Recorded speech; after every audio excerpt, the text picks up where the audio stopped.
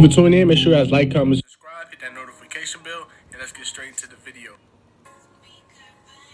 Now, I know everybody heard about the situation that happened with Pooh Shiesty where he ended up turning himself in, for the things that happened in Miami. So basically, a lot of people wasn't really sure on what happened because it was a video that ended up coming out that everybody was talking about, like Pooh Shiesty got something took or something like that. And then later on, it come to find out, he lost a little bit of money.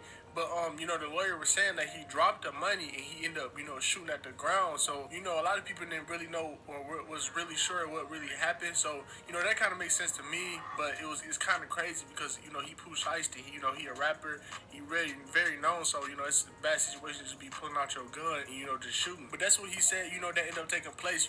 They was escorting him out and then, he dropped some money. And, it's a lot of people that, would go for that money or something that happened. So I guess he ended up shooting at the ground so nobody even mess with it and ended up ricocheting and hitting the security guards. So that's why all the security guards was looking with the flashlights and, they was on high alert. They ended up, like shutting down the club and stuff like that because of that whole situation. Now, what he also ended up saying was, the charges that was laid down, it sounded like, he would be facing up to like 20 years for all the stuff that he did. And, he even went to the same judge, previously for the, battery and assault situation. So, he was saying, he might end up getting out on bail because it was, the charges was higher back then. But, if somebody come to me twice with the same situation, if I feel like, they wouldn't learn nothing. So I feel like the judge would feel that the same type of way.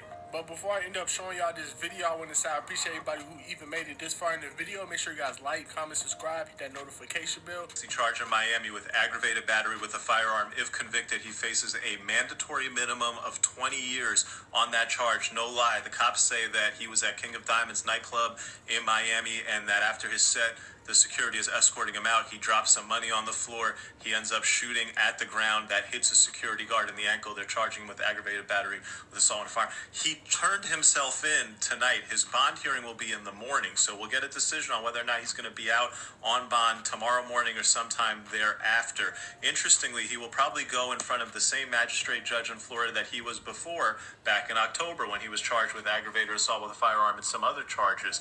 What's going to happen here? Listen, I think he'll get out on bond. Last time the charges were worse. There was a semi-automatic weapon involved, and they let him out on a $30,000 bond. This time, he can argue there was no intent. He wasn't trying to shoot anyone. It could have been an accidental discharge. Maybe someone else had a gun out. I certainly would take my gun out if someone else took a gun out in a crazy scene like that.